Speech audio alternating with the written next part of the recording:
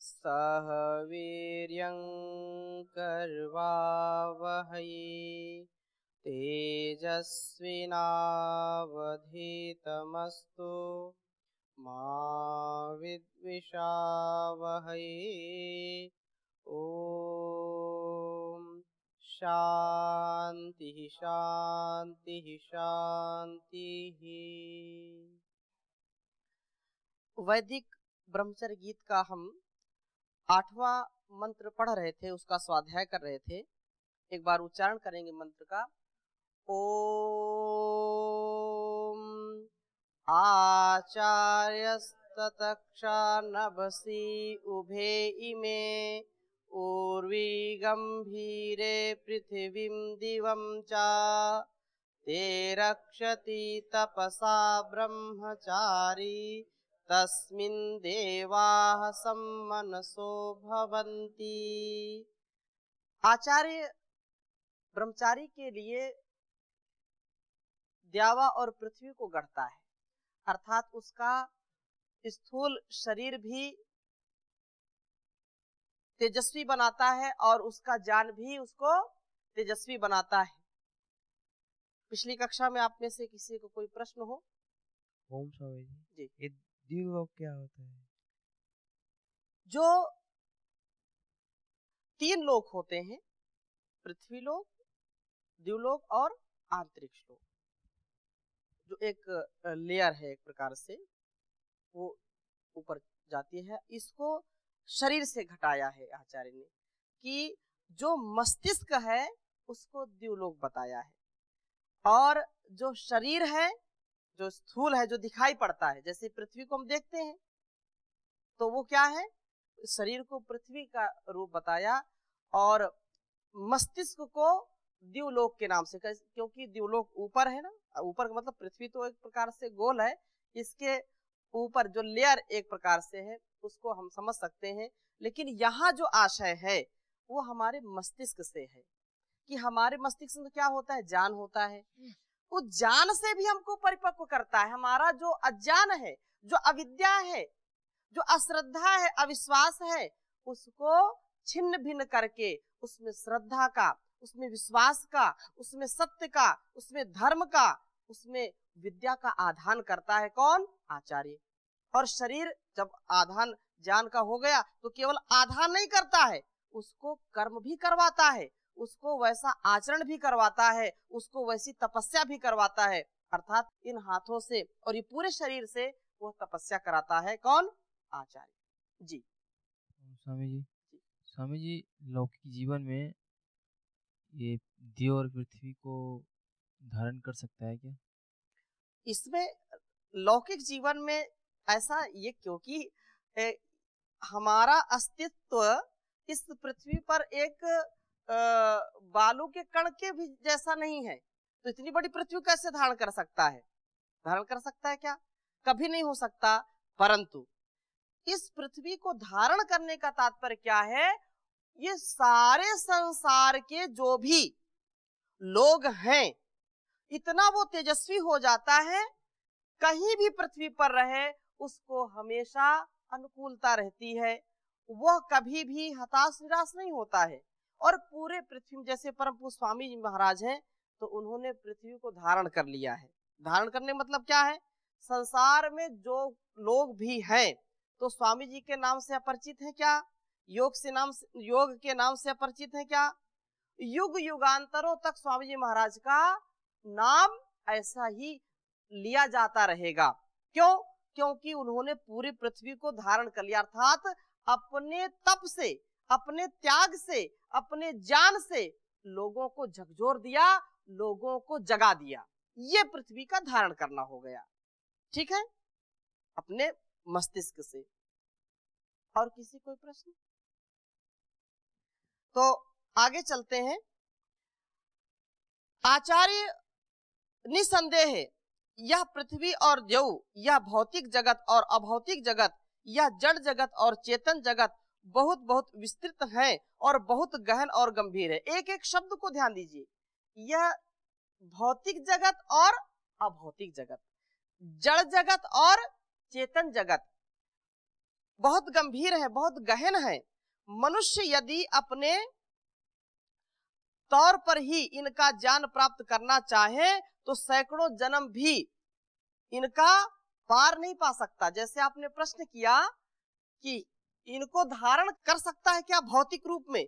कभी नहीं हो सकता, क्योंकि यह असंभव है कि वह किसी जो है देवलोक को और पृथ्वीलोक को धारण करे।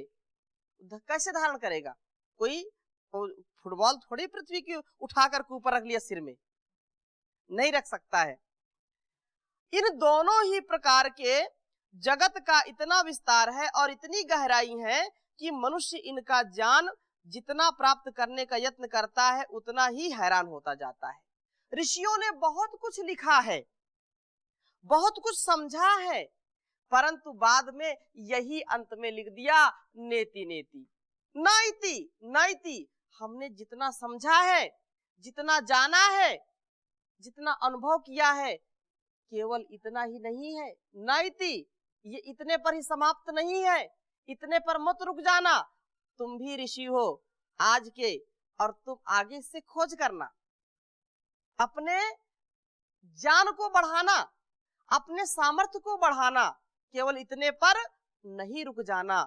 यही इस संसार का नियम है, यह इसकी मर्यादा है। तो जितना जितना व्यक्ति गहराई में जाता जाता है उतना उतना लगता है ये तो बहुत कम है। जैसे परम पूज्य गुरु जी लगभग 40 वर्षों से व्याकरण पढ़ भी रहे हैं, पढ़ा भी रहे हैं, महाभाष्य पढ़ते और पढ़ाते हैं, लेकिन अब कहते हैं अब थोड़ा थोड़ा मुझको कुछ समझ में आने लगा।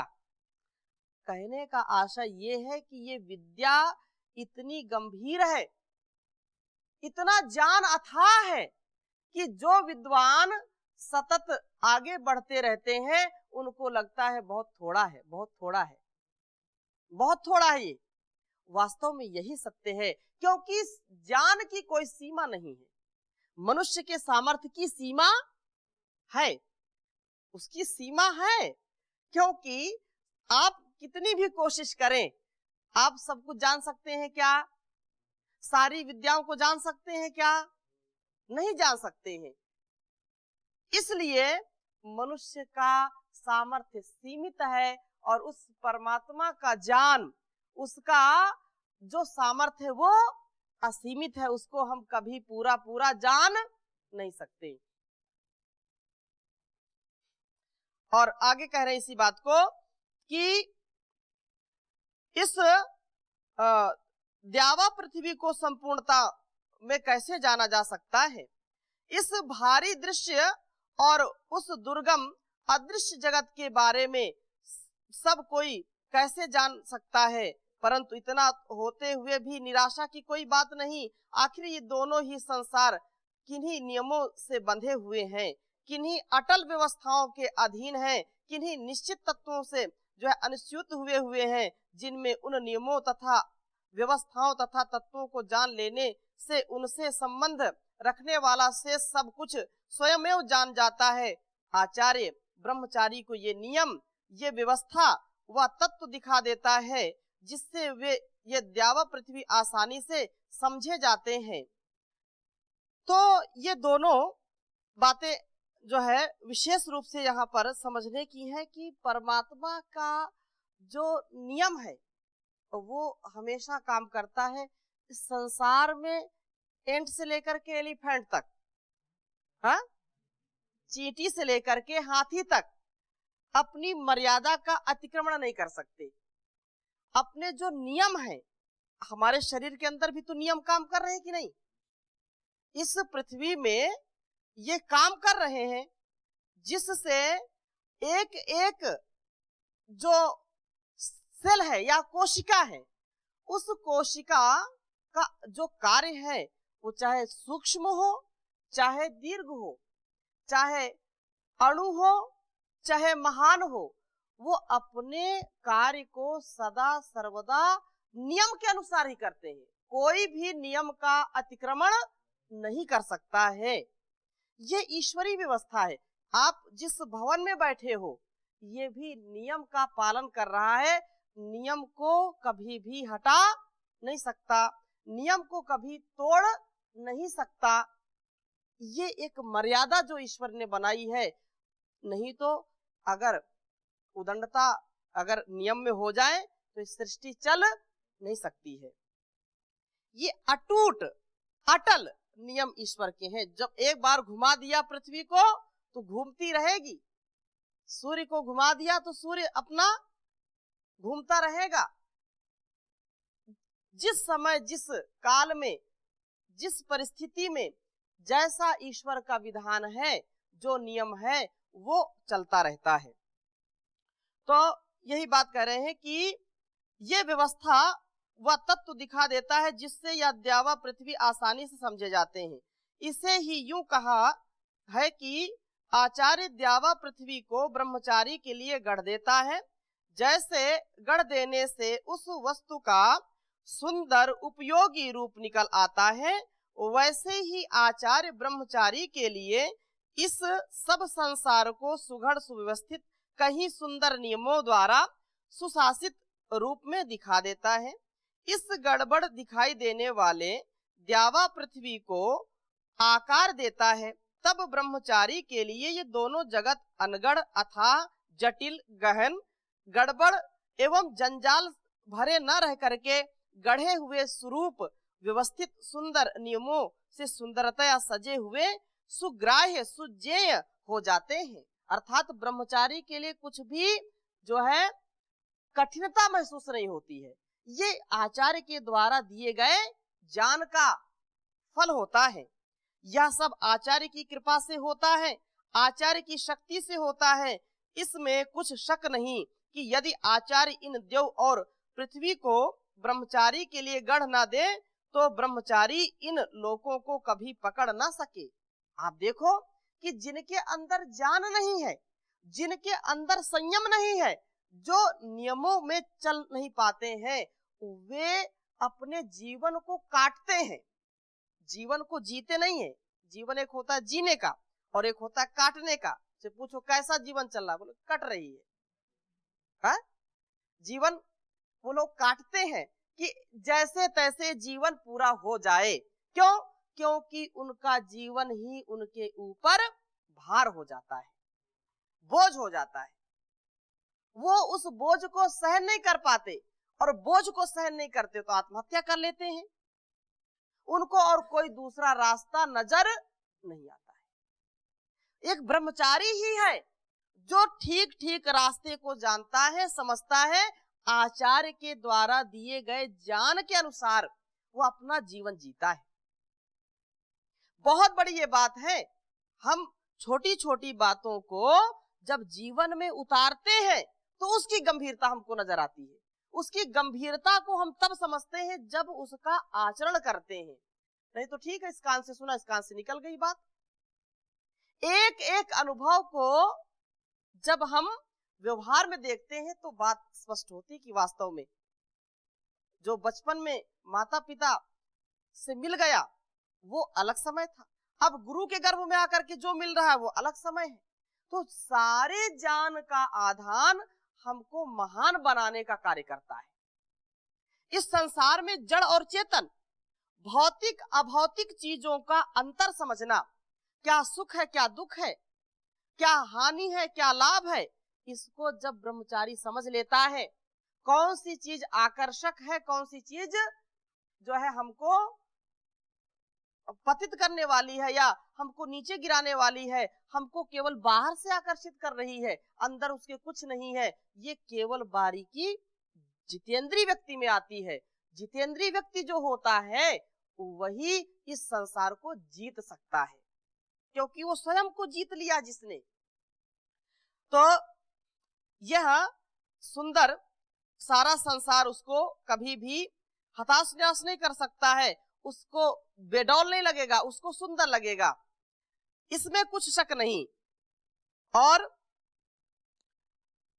मानो आचार्य ब्रह्मचारी के लिए बिल्कुल नए द्यावा पृथ्वी को गढ़ देता है, बना देता है, क्योंकि वस्तुतः ही अज्ञानी को दिखने वाले द्यावा पृथ्वी में और ज्ञानी को दिखने वाले द्यावा पृथ्वी में आकाश पाताल का फर्क होता है।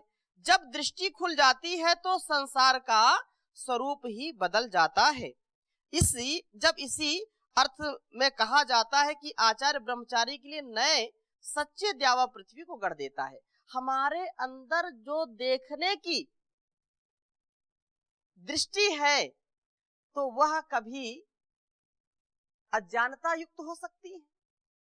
हम चीजों को देखते हैं तो कभी ये भी बात आती है कि उसमें हमको बुराई नजर आती है या उस चीज में आसक्ति हो जाती है। तो जैसा व्यक्ति देखता है वैसा वो हो जाता है, उसके अंदर वैसे भाव आएंगे। जैसी दृष्टि वैसी सृष्टि, जैसी नजरें होंगी वैसे नजारे हो जाएंगे। तो नजरों को यदि बदलेंगे तो नजारे अपने आप बदल जाएंगे। हम अपनी दृष्टि को बदलेंगे तो सृष्टि अपने आप बदल जाएगी। दोष सृष्टि में नहीं है, दोष दृष्टि में है। इसलिए अपनी दृष्टि को हम ठीक करें। वो दृष्टि का ज्ञान कौन देता है? आचार्य देता है कि संसार में सब कुछ मिलेगा आपको, दुख भी मिलेगा, सुख भी मिलेगा, मान भी मिलेगा, अपमान भी मिलेगा, राग भी मिलेगा, द्वेष भी मिलेगा, छल भी मिलेगा, कपट भी मिलेगा, कहीं मान मिले कहीं सम्मान मिले, लेकिन अपने आप को संभाल के रखना, ठीक ठीक दृष्टि देता है। ये क्या नित्य है, क्या अनित्य है, क्या शुचि है, क्या अशुचि है, क्या विद्या है, क्या अविद्या, ये सारा ज्ञान कौन देता है? आचार्य देता है। तो इन गढ़े हुए द्यावा पृथ्वी की ब्रह्मचारी तपस्या द्वारा रक्षा करता है। गढ़ देना आचार्य का काम है, रक्षा करना ब्रह्मचारी का काम है। जैसे आचार्य ने ये बताया कि भाई शरीर को कैसे अच्छा रखना है, मन को कैसे अच्छा रखना है, अब ये आपका काम है, आप उसको हमेशा याद रखिए। हमेशा तो आचार्य आपके पास नहीं रह सकता। जब आपको अपने गर्भ में रख करके एक उन्नत और उत्कर्ष से युक्त ब्रह्मचारी बना दिया तो ये ब्रह्मचारी का कर्तव्य है कि वह अपने आप को कैसे संभाले। क्योंकि ये जो शरीर है, जो पृथ्वी है, इसको भी हमको संभाल के रखना है। और बार बार इस बात को स्वामी जी महाराज कहते हैं कि हमारा शरीर जो है फौलादी हो, वज्र के समान हो, अस्मा भवः नस्तनु, हमारा जो शरीर हो वो कैसा हो? वज्र की भांति हो। और अस्मानम तन्वा कृधि, ईश्वर भी कहते हैं, वेदवाणी कहती है, हे मनुष्य तू अपने शरीर को पत्थर के जैसे बना ले। और कहा मां पुरा जरसो मृथा, अथर्ववेद में आता है मां पुरा जरसो मृथा, हे मनुष्य तू बुढ़ापे से पहले मत मर। अब बोलो ये कैसी बात है? अर्थात जो व्यक्ति अल्प काल में ही मृत्यु को प्राप्त हो जाता है वह अपने लक्ष्य को कभी भी प्राप्त नहीं हो सकता है। तो इन गढ़े हुए द्यावा पृथ्वियों की ब्रह्मचारी तपस्या द्वारा रक्षा करता है। गढ़ देना आचार्य का काम है, रक्षा करना ब्रह्मचारी का काम है। गढ़ कर की दी हुई चीज फिर बिगड़ जाएगी यदि ब्रह्मचारी उसकी तपस्या द्वारा लगातार रक्षा नहीं करेगा। ज्ञान की रक्षा तब द्वारा ही हो सकती है। द्यावा पृथ्वी के सत्य नियमों व तत्वों का ज्ञान ब्रह्मचारी तप द्वारा रक्षित रखता है और फिर उसे शिष्य परंपरा द्वारा आगे दे देता है। यही गुरु शिष्य परंपरा है जो सतत चलती रहती है। गुरु ने अपने शिष्यों को दिया, फिर वो शिष्य अपने शिष्यों को, ऐसे ऐसे ऐसे ऐसे ये परंपरा सतत चलती रहती है। तात्पर्य यह है कि ब्रह्मचारी तपस्या द्वारा द्यावा पृथ्वी के इस ज्ञान की रक्षा करता हुआ आचार्य बनने का अधिकारी बनता है। वैसे ही तो यह सब जगत ब्रह्मचर्य की तपस्या द्वारा ही रक्षित है। ब्रह्मचर्य संयम करना, कितना भी कष्ट होने पर विचलित न होना। बार बार विचलन आएगी, बार बार मन विचलित होगा, बार बार शरीर भी काम करने के लिए जवाब दे देगा, फिर भी अपने लक्ष्य से कभी भी हमको पीछे नहीं आना चाहिए। कभी भी बिना लक्ष्य प्राप्त किए इस पथ को कभी छोड़ना नहीं चाहिए। तो यह होना ही तो वह वस्तु है जिसके कारण अज्ञान अविद्या हम पर काबू नहीं पा सकते। यदि जगत में ब्रह्मचर्य तपस्या संयम न रहे तो संसार आसुरी शक्तियों द्वारा कब का नष्ट भ्रष्ट हो जाता।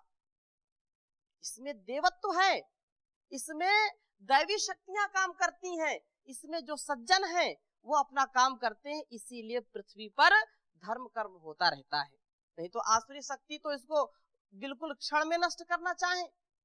ऐसे ही हमारे शरीर में भी दैवी शक्ति जो है, जो देव हैं, वो शरीर की रक्षा करते हैं और असुर उसको बार बार नष्ट करने का प्रयास करते रहते हैं। असल में ये देव शक्तियां हैं, देव हैं जो जगत की इस उभयविध जगत की रक्षा कर रहे हैं, क्योंकि वे सब देव दिव्य शक्तियां ब्रह्मचारी में अनुकूल मना होती हैं, एक हो जाती हैं। अतः एक शब्द में यूं कहा जाता कि यह सब संसार ब्रह्मचर्य के तप द्वारा रक्षित है। अतएव इस मंत्र में कहा कि आचार्य द्वारा गढ़ कर दिए हुए इन द्यावा पृथ्वी की ब्रह्मचारी अपनी तपस्या द्वारा रक्षा करता है, और चूंकि उस ब्रह्मचारी में सब देवता जो है एक मन हो जाते हैं, अर्थात वह सब उनको अनुकूल हो जाते हैं। ते रक्षति तपसा ब्रह्मचारी तस्मिन देवा सम्मनसो भवंती। पाठकों को स्मरण होगा कि इस मंत्र का यह अंतिम पाद पहले भी आ चुका है, हमने पढ़ा था, ज्यों का त्यों आ चुका है, और तप का ब्रह्मचारी के साथ जो है बार बार प्रत्येक बार ये मंत्र में वर्णन आया है। सामान्य रूप से कहें तो इन दो अंतिम पादों का तात्पर्य यह हुआ कि ब्रह्मचारी अपने तप के द्वारा ही आचार्य से पाए ज्ञान की रक्षा कर सकता है, और जितना ज्ञान की रक्षा करता है उतना ही उसे देवताओं की अनुकूलता प्राप्त होती है। भाई एक बार कोई चीज याद आप कर लेते हैं तो हमेशा याद रहता है क्या? उसको बार बार याद करते हैं। आप उस तपस्या के द्वारा उस विद्या को भूलने नहीं देते हैं, यही विशेष बात है। और जब आप तपस्या करना छोड़ दें तो कितना भी पुरुषार्थ से आपने अष्टाध्यायी याद की है, कितना ही आपने भीषण जो है तप किया है, वह 1 महीने आप अष्टाध्यायी छोड़ देंगे तो सारा भूल जाएगा। आपने 4-5 महीने जो कठोर पुरुषार्थ किया है वो फिर आपको दोबारा करना पड़ेगा। ऐसे ही आचार्य के द्वारा दिए गए ज्ञान से जब हम उसको बार बार दोहराते रहते हैं, लगातार उस संकल्प को दोहराते रहते हैं, इसीलिए आत्मनिरीक्षण करते हैं। सोने से पहले हम अपने जो संकल्प हैं उनको जब दोहरा लेते हैं, उनके प्रति जब हमारी अगाध श्रद्धा हो जाती है तो हर क्षण हमको याद रहता है, स्मरण रहता है। तो बिना तप के ब्रह्मचारी ज्ञान को ग्रहण ही नहीं कर सकता। रक्षा करना तो दूर रही बात, भाई जब ग्रहण करेंगे तभी तो रक्षा होगी। भाई जब आप अष्टाध्यायी याद करोगे, स्मरण होगा, तभी तो भूलेगा। जब याद ही नहीं किया तो भूलने का कोई प्रश्न ही नहीं है। तो आचार्य चाहे कितनी अच्छी तरह द्यावा पृथ्वी को गढ़ करके ब्रह्मचारी के सामने रखे, पर यदि ब्रह्मचारी में तप की शक्ति नहीं है तो वह उसे पकड़ नहीं सकता, उसे धारण नहीं कर सकेगा। तप ही ब्रह्मचारी की शक्ति है, और यदि उसमें तप है तब तो वह अपने शरीर में ही, अपने शरीर के त्रिलोकी में ही संपूर्ण बाह्य त्रिलोकी का पूर्ण ज्ञान पा लेगा। उसे और कुछ भी करने की जरूरत नहीं होगी। सचमुच तपस्या की शक्ति से वह अपने त्रिविध शरीर के ही तत्वतः जान लेने से और धारण कर लेने से सब ब्रह्मांड को जान लेता है और धारण कर लेता है। सब देवता उसमें एक हो जाते हैं। आचार्य द्यावा पृथ्वी को ग्राह्य बनाकर ब्रह्मचारी के लिए देता है। और ब्रह्मचारी अपनी तपस्या द्वारा उसे ग्रहण करता है। इस प्रकार से ब्रह्मचारी सब देवों से युक्त हो जाता है, उसमें किसी प्रकार का लेश मात्र कोई छिद्र नहीं रह जाता, क्योंकि जैसा जैसा उसके आचार्य ने उसको विद्या दी है, शरीर और मन की जो साधने की उसको कला सिखाई है, उस कला से वह हमेशा परिपूर्णता को प्राप्त होता है। उसमें यदि कहीं भी लगता है कि उसको धोखा होने वाला होता है तो तुरंत सजग हो जाता है। हमारी अंतर आत्मा हमको तुरंत सजग कर देती है, और यह बार बार दोहराने की बात है, दोहरा करके उसको कर्म में लाने की बात है। यदि दोहराएंगे नहीं, कर्म में लाएंगे नहीं, तो वह बात बनेगी नहीं। एक कहावत है कि जब तक आप विद्या को जो है अभ्यास में नहीं लाएंगे, तो अनभ्यासे विषम विद्या, अनभ्यासे विषम शास्त्रम, कुछ भी कह लीजिए, तो अनभ्यास से वो विष के समान हो जाता है। आप रोटी बनाते हैं, भोजन बनाते हैं, सब करते हैं, आप दाल चावल सब्जी बनाते हैं, यदि उसको उलटते नहीं, उसमें बार बार जो है दरबी नहीं चलाते, कड़छी नहीं चलाते, तो उसमें वो सब्जी जल जाएगी, रोटी जल जाएगी। कहा रोटी जली क्यों, विद्या भूली क्यों, घोड़ा अड़ा क्यों, पान सड़ा क्यों, क्योंकि फेरा नहीं गया। अपने संकल्प को फेरिए, बार बार उसका ध्यान करिए, और उस संकल्प की ज्योति को कभी बुझने मत दीजिए, तभी जाकर के कल्याण होगा। विद्या भूलेगी नहीं, क्योंकि आप बार बार उसको फेर रहे हैं, उस पर तपस्या कर रहे हैं। अब आप रोटी, जैसे माताएं घर में रोटी बनाती हैं तो बार बार उसको पलटती रहती हैं, क्यों? अगर फेरेंगे नहीं तो जल जाएगी रोटी। तो रोटी जली क्यों, विद्या भूली क्यों? विद्या भूल जाती जब फेरते नहीं। और घोड़ा अड़ा क्यों, बहुत तेजी से ले जा रहे हैं, सामने कोई दीवार है या कोई ऐसी चीज है जिससे अड़ जाएगा। यदि सामने दीवार है तो उसको तुरंत जो है मोड़ दीजिए, एक अर्थ ये है। दूसरा ये है कि घोड़ा अड़ा क्यों, आप देखेंगे घोड़े को थोड़ा सा उसको ताजगी चाहिए, उसको बाहर मैदान में ले जाते हैं, थोड़ा सा उसको दौड़ाते हैं, अथवा उसको जमीन पर लौटने के लिए दे देते हैं, तो बिल्कुल तरोताजा हो जाता है, अपने आप को फेर लेता है। तो जो घोड़ा दौड़ता नहीं है वो खराब हो जाता है, अड़ जाता है। बोले घोड़ा तो अड़ गया, ऐसा बोलते हैं ना, क्यों? क्योंकि उसको फेरा नहीं गया, उसको चलाया नहीं गया। अगली कक्षा में 9वें मंत्र को हम पुनः स्वाध्याय में लेंगे। अभी यहीं पर विराम करते हैं। ओम शांति शांति शांति।